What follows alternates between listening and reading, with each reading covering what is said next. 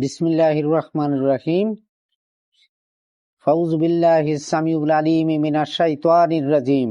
আলহামদুলিল্লাহ, সমস্ত প্রশংসা মহান আল্লাহ পাক রব্বুল ইজ্জতের জন্য।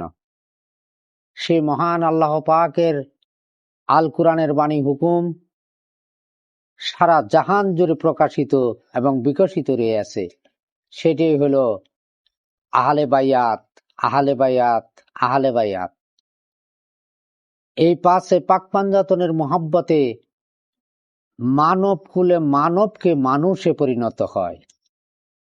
তাহলে এই পাক পাঞ্জাতনের মূল পরিচয় হলো হজরতে আলী আলাইহিসসালাতু সালামকে দিয়ে আমার রাসূল গাদিরে ঘুমের ভাষণে ১৬ লক্ষ সাহাবার সামনে তিনি প্রমাণ করে দিলেন এবং কাফেরদেরকে বলল, আজকে তোমাদের হইতে কাফের নিরাশ হয়ে গেছে, তোমরা মুক্ত হয়ে গেছো, আমি ইসলাম আল্লাহর তরফ হইতে পৌঁছিয়ে দিলাম। এই ইসলামের বাণী শুনে নাও। সেটা ইসলামের বাণী কি? মান কুনতু মাওলাহু ফাহাজা আলিউন মাওলাহু, আমি যার মাওলা আলী তার মাওলা। দুইটা উটের মধ্যে মেম্বার বানায় নিয়ে এর উপরে উঠে বসে থেকে তিনি ভাষণ দিলেন। এই ৬৩ বছর জীবনে তিনি আলীকে দুই বগলের নিচে হাত দিয়ে চেতায় দেখায় দিলেন ১৬ লক্ষ সাহাবার সামনে যে আমি দুইটা ভারী জিনিস রেখে যাচ্ছি। একটি হলো আল কুরআন, আসমান থেকে জমিন পর্যন্ত রজ্জু বা রশি, আরেকটি হলো আমার আহলে বায়াত হযরত আলী। হযরত আলীকে যে মানল সে আমাকেই মানল, আমাকে যে মানল সে আল্লাহকেই মানল। এটা আল্লাহর তরফ হইতে আমাকে ওহী নাজিল হয়েছে, তাই বলেছি। উকবার নামে নাকি এক লোক, তিনি বলছিলেন ওই মজলিসানে, হে রাসূল আপনার থেকে বললেন না আল্লাহর থেকে? বলে আল্লাহর রাব্বুল ইজ্জাতের হুকুমে জিব্রাইলের মাধ্যমে আমার উপর ওহী নাজিল হয়েছে, তাই আমি বলেছি, রুহুল আমিনের মাধ্যমে বলেছি আমি। তে বলল যে হে আল্লাহ, যদি আপনি বলে থাকেন এই কথা, রাসূলকে আপনি বলে থাকেন, তাহলে আমার উপর এমন একটা গজব নাজিল হোক যেন আমি ধ্বংস হইয়া যাই, আপনি যদি বলে থাকেন। আল্লাহর তরফ হইতে তখন কি হলো, ওনার উপরে এরকম এক গজব বর্ষিত হলো যে একটা ছোট্ট কাঙ্কর পাথর মস্তিষ্কের উপর পড়লো, পড়ে ব্রহ্ম তালু দিয়ে তার পাছা দিয়ে বাড়াছে, আর ওখানে সাথে সাথে তিনি মরে গেছেন, ধ্বংস হয়ে গেছে। এটা আল্লাহ নিজে করেছেন। এটা হলো প্রত্যক্ষ প্রমাণ করে দিছে রাসূলের বাণীকে, যে রাসূল মুখ খুলে না আল্লাহর যতক্ষণ হুকুম না হয়, জিব্রাইলের মুখ নাকি যতক্ষণ না খুলে। তাহলে এখন এইবার আহলে বায়াত, তিনি ৩ বার বললেন আহলে বায়াত, আহলে বায়াত। আহলে বায়াতের ইত্রাত যারা করবে তারা আল্লাহরই দর্শন করবে, আল্লাহরই করা হবে। সেটা হলো বেলায়েতের শিরোমণিকে হযরতে আলী আলাইহিস সালাম। এই আলীর মাধ্যম দিয়ে এই ১২ ইমামের মাধ্যমে, ১১ ইমামের মাধ্যমে আয়েশা মায়ের দিক দিয়ে হুসাইনি, বাপের দিক দিয়ে হাসাইনি। এইবার বড় পীর আব্দুল কাদের জিলানী রহমাল্লাহ সৃষ্টিতে আসলেন। সেই বড় পীর আব্দুল কাদের জিলানী রহমাল্লাহর মাধ্যমে উনি যে মানুষ, মানব না মানুষ, সেই মজেজা দেখাইছিলেন এই বাগদাদের জমিনে। কি মায়ের পেটে থেকে এসে, গর্ভ অবস্থার থেকে বেরিয়ে এক ফকির এসে মা ওই বড় পীরের মায়ের কাছে ভিক্ষা চাইলো, আর উনি ভিক্ষা দিলেন, আর ওই ভিক্ষুক দর্শক হয়ে তার ইজ্জত নষ্ট করবে এরকম কামনা ছিল। সেই জায়গাতে এসে বড় পীর ওখান থেকে বেরিয়ে তাকে ছিন্ন বিচ্ছিন্ন করে দিলেন। আইনগত আইন প্রণয়নভাবে কেস হইল। কেসের পরে তিনাকে সাক্ষ্য দিতে হবে যে একে মারেছে, এটা সাক্ষ্য দিতে হবে। সেই সাক্ষ্য বড় পীর বলল, মা জননী আপনি চিন্তা করেন না, আমি নিজেই সাক্ষী হব, আপনি বলে দিবেন সাক্ষী আমার আছে। আর যেদিন এজলাসে উঠবে হাকিম, সেদিন যেন ওই এজলাসটা গোলাপ জল দিয়ে ধুয়েলে, এই কথা আপনি বলে দিবেন। কয়ে দিছে, তাই সঠিক করেছে। যখন এজলাসে বসছেন হাকিম, তখন ওই মুহূর্তে যখন ডাকতেছে কে সাক্ষী, তখনই সাথে সাথে আব্দুল কাদের জিলানী রহমতুল্লাহ আলাইহি আল্লাহর তরফ হইতে এই মানুষ সুরাত নিয়ে ওখানে উপস্থিত হয়ে সাক্ষ্য দিলেন যে ওই আমি হইলাম সে হত্যাকারী, ওই নর পিশাচ পশু আমার মায়ের ইজ্জত হানি করতে গেছিলেন, তাই আমি ছিন্ন বিচ্ছিন্ন করে দিছি। এটা পশুকে মেরেছি, মানুষ মারি নাই। এই বলে আমার বড় পীর আব্দুল কাদের নাই হয়ে গেল। হাজার হাজার মৃত ব্যক্তিকে উনি জীবিত করে দেখাছে। মানুষের ক্ষমতা এই। উনি হলেন পূর্ণাঙ্গ মানুষ। তাহলে মানুষের পরিচয় এখান থেকে আমরা পাচ্ছি। এইবার সিলসিলা ক্রমে মঈনুদ্দিন চিশতি রহমাল্লাহ, তিনার সিলসিলা ক্রমে তিনার কলবের থেকে সেই জাতি নূর মঈনুদ্দিন চিশতির কলবে পদার্পণ করলো। আর মঈনুদ্দিন চিশতি আজমিরে এসে ইসলামের ঝান্ডা উড়ায় দিলেন। ৯৮ লক্ষ মানুষকে মুসলমান বানালেন। আর এক লোটার মধ্যে এই আজমিরের রাজস্থানের যত পানি ছিল সব এক লোটার মধ্যে প্রবেশ করাইয়া নিলেন। কোথাও পানি নাই, হাহাকার পড়ে গেল। দৌড়ে যায় ওনার কাছে, মহামানুষ বলে তার কাছে বায়াত গ্রহণ করলো। বায়াত যখন হলো তখন ইসলাম প্রতিষ্ঠিতা করে দিলেন প্রত্যেকের কালবের মধ্যে। তারাও মানুষ হয়ে গেল। এইবার আসেন সিলসিলা ক্রমে বাহুউদ্দিন রহমাল্লাহ দিয়ে মুজাদ্দেদ আল ফেসানি এক স্টেশন। তিনিও আল্লাহর রাহে, আল্লাহর ধ্যানে, খেয়ালে, প্রেমে জীবন, এই জীবন উৎসর্গ করে দিয়ে পরম জীবনের সঙ্গে সংবরণ হয়ে আজকে প্রত্যেকটা মানুষ এই তরিকার মধ্যে যাওয়ার পরে সাথে সাথে কালবে এই নূর প্রবেশ করাইয়া তাদেরকে প্রত্যক্ষ দর্শন করায় থাকেন। আর বিবেকাত্মা জাগ্রত হয়, তখন সে মানুষে পরিণত হয়। এটা করলেন মুজাদ্দেদ আল ফেসানি। এই সিলসিলা ক্রমে আসে শাহজালাল বাবা আসতেছেন। মানুষের পরিচয় দিচ্ছি, মানুষ কাকে বলে। আমি বলছি মানুষ কাকে বলে, ওটা বলবো, সেটা বলতেছি। এটা মানুষের পরিচয়। মানুষ তখন কি হলেন, আরেকটা মানুষ আসলেন, হুঁশদার দমের মানুষ। সে কে? শাহজালাল বাবা ইয়ামিন থেকে আসলেন। আসে কি করলেন, এই সুরমা নদী পাড়ি দিতে রাস্তার মধ্যে ভাত ডালে দিলেন। আল্লাহর তরফ হইতে জালালি কবিতর আসলো, ভাত খাইয়া নিলেন। ভাত গুনার সাথে সাথে খাইয়া নিলেন। রাস্তা ক্লিয়ার। নদীর ঘাটে আসলেন। গোরগোবিন্দ রাজা কি করলেন, যত নৌকা বা তরি ছিল সব টানিয়ে নিয়ে নিলেন। কিভাবে পাড়ি দিবে? আল্লাহর খেয়ালে, রসুলের মোহাব্বতে যখন তোয়াক্কা হলো, তখনই তার ভিতর থেকে ওখানে এলহাম হলো, তুমি যাই নামাজ পেরে দাও। যাই নামাজ পানির উপর পারছে, পারার পরে ওনার উপর ওইটার উপর ওইটা খাড়া হলো, উনি সুরমা নদী পার হয়ে চলে আসলো। এই যে মানুষের মজেজা, এটা হলো মানুষের পরিচয়। আইসে কি করলেন, এই হায়দারি হাঁক দিলেন, দালান অনেক ইতিহাস আছে, ভাঙ্গে পড়লেন। ওনার আর কোনো কার্যক্রম জাদুর কিয়া করতেছে না। তারপরে কি হলো, এই যেটা গৌর গোবিন্দের কূপ আছে, বড় কূপ, এই কূপের মধ্যে কি করলেন, এখন এই কূপ দখল করতে হবে। কূপের মধ্যে গোস্ত ফেলতে হবে, বা এই কূপটা যেন জাদুর কূপ ছিল, জাদুটাকে নষ্ট করতে হবে। আল্লাহর নুরি দৃষ্টি যখন কূপের মধ্যে পড়বে, তখন এই কূপ শুদ্ধিত হয়ে যাবে। এখন ওই কূপের ধারে কাছে যাইতে দিবে না, ন্যাংটা করে যুবতী দাঁড় করায় দিলেন। ওনারা জানে যে যৌন অঙ্গের দিকে মানুষ কোনোদিন তাকায় না। কুপবিত্রতার প্রবঞ্চনার ঘরে যেই বডি থাকে, ওইটাই হলো কু দৃষ্টি করে, নজর খারাপ, যৌন খুঁজে। পয়লাই হয়েছে কামের চ্যাপ্টার। ওনাদের কাম ছিলেন না, ছিলেন হলো প্রেম, পুত পবিত্র।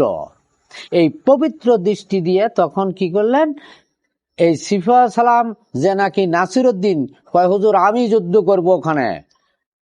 শাহজালাল বাবাকে বলে, আমি যুদ্ধে যাব, এই যুদ্ধ আমি করব। তখন কি করলেন, ফ্যাস মারে কাল্লাটা আগলা করে ফেলে দিলেন, ঢেল মারে ভাসতে ভাসতে নদীতে গেলেন।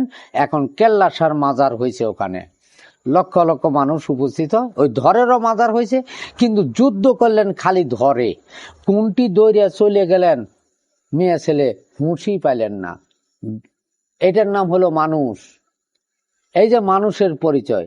এই সিফা সালাম, না সিফা সালাম না, ওটা হলো, এই ভুল বললাম, দুঃখিত।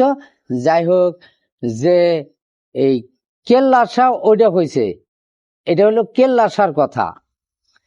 এই কেল্লাসার এই ঘটনা, ধরেরও মাজার এবং ওই কাল্লারও মাজার। যুদ্ধ করেছে এই শুধু ধর, সমস্ত মেয়ে ছেলে চলে গেছে সরিয়ে ওখান থেকে এই গোমীদের কূপ জয় করে নিলেন। তাইলে এই কেল্লা শাহর নাম হলো গেসুদারাজ। তিনি তখন ওই কুয়া ন্যাংটা মহিলাদেরকে দূরীভূত করে দিলেন আর এই কূপ জয় করে নিলেন ইসলামের দৃষ্টি দিয়ে। কিন্তু এই গেসুদারাজের এই কাল্লা যায় পড়ল নদীতে, কুমিল্লাতে। এখন ওখানে কেল্লার মাজার আবার দেহেরও মাজার হয়েছে। এটা ছিল কেল্লা শাহের ইতিহাস। গেল এখানে মানুষের খেলা। তারপরে আসছে সিপাহ সালাম, যিনি সাথে আসছিলেন, যার আসরের নামাজ নাকি জীবন একদিন কাজা ছিল না, সেই ব্যক্তি আয়দারি হাঁক দিছে, সমস্ত তছনছ হয়ে গেছে। সেই নাসিরউদ্দিনের কি হলো, এটা এখনো মাজার আছে হবিগঞ্জে। সেই মাজার কি উনি অচেত করে গেছিলেন যে পূব পশ্চিম করে আমাকে যেন দাফন করা হয় কবরে। এই কথাটা যাদেরকে ওসিয়ত করে গেছে তারা বলেছে, মোল্লাদেরকে, ইমাম আসছে মৌলবী, ওই মৌলবীরা কয় না না, সরাসরিয়তে এই কথা নাই, সরাসরিয়তে এই কাজ করা যায় না, আমরা উত্তর দক্ষিণ করে করবো। করেন। তখন এই মোল্লারা করলেন কি, এই মৌলবীরা কি করলেন, উত্তর দক্ষিণ করে ওনাকে দাফন করলেন, কবরে মাটি দিলেন। দেওয়ার পরে 40 কদম না যাইতেই এই যেখানে ওনার দাফন করা হয়েছিল, কবর দেওয়া হয়েছিল, সেটা কবর না, ওটা রওজাতুল জিন্দা। তাই এটা মাজার। উনি নিজেও জিন্দা, তাই জিন্দা ব্যক্তির হয় মাজার। আজকে আমরা বলি মাজার এটা করে কে, মাজার জিন্দা, স্বয়ং সত্তা আল্লাহর সাথে সে ব্যক্তি যোগাযোগ থাকে, আল্লাহ তাকে জিন্দা করে রাখেছে। তার প্রমাণে দেখেন এখানে রয়েছে ওই নাসিরউদ্দিন সিপাহ সালামের ঘটনায়। 40 কদম না যাইতেই ওই রওজাটা পশ্চিমমুখী হয়ে গেছে, এখনো পর্যন্ত আছে। যদি কেউ দেখতে চান তাহলে যায় দেখতে আসতে পারেন যে এটা উত্তর দক্ষিণ না পূর্ব পশ্চিম। এটা মানুষের ব্যাপার, এটা মানুষ না। আমি তো মানুষ ছোট কথা বলছি, এটা মানুষ না, মানুষের ঊর্ধ্বে, অনেক ঊর্ধ্বে মানুষ বানানোর। এটা ইনসানিয়াতে কামেল, এটা হলো স্বয়ং রাসূলের সংবরণ। তিনারা হয়ে গেছেন মানুষ, তো খালি হয়েছেনি, ওনারা মানুষ বানান। তাহলে কথা বলছিলাম যে মানুষের পরিচয় দিবার একটা, আগামীতে মানুষের পরিচয় দেখিলেন, ওনারা মানুষ বানাইছেন। আরেকটা রয়েছে দেখেন বাংলার জমিনে আরো মানুষের পরিচয় ছোট করে বলা হয়েছে, এরা মানুষ না, ইনসানিয়াত কামেল, আরেফে বিল্লাহ, আল্লাহর মহাজ্যোতির্ময় শক্তিতে আল্লাহতে লয় বিলয় হয়ে গেছেন। যাদ্দার আসে আল্লাহ তার হাত হয়ে যায়, যাদ্দার জবানে আল্লাহর জবান হয়ে যায়, যাদ্দার চোখে আল্লাহর চোখ হয়ে যায়, যাদ্দার পায়ে আল্লাহ নিজেই ওখানে সংমিশ্রণ হন। এত বড় উচ্চ মার্গ, ওইটা না বলে তাই ছোট্ট করে বলছি মানুষ কাকে, তারাই মানুষ বানায়। এই আমানুষকে, জীবকে মানুষে তিনারা দাঁড় করান এবং মানুষ কুলে জন্ম দেন। তাহলে আরেকজন আসেন বাংলার জমিনে, আরও আছে, কয়টা বলবো, যেমন শরীফ জিন্দানি রহমাল্লাহ, হ্যান্ডেল নওগাঁয় আসছেন। ওখানে আসার পরে রাজা তাকে সেনাপতি দিয়ে পাঠায় দিলেন যে এই মুসলমান এই ব্যক্তিকে দূর করো। আইসে পা রাখার জায়গা চাইলো, যেখানে 6টা ওই ছিল, পুরোহিত ছিল এবং ঠাকরান থাকতো। এই 6 পুরোহিত এই পূজা করতেন। আইসে দেখলো, ওখানে দেখলো যে পূজা দেয় এই মূর্তিকে পূজা দিয়া যায়, মন্ত্র পরে এখন খাবার লিয়ে যায়, সব ঠাকুরে বাঁধে।